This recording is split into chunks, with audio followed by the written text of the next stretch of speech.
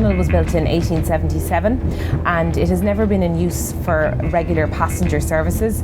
It's used almost daily by Iarnród Éireann to transfer trains between Connolly and Heuston, and then we have from time to time run special trains through the tunnel, particularly around the time of All Ireland's. We had to have some infrastructure works to upgrade the signalling to allow for passenger services to go through. We've also done work on lighting in the tunnel as well.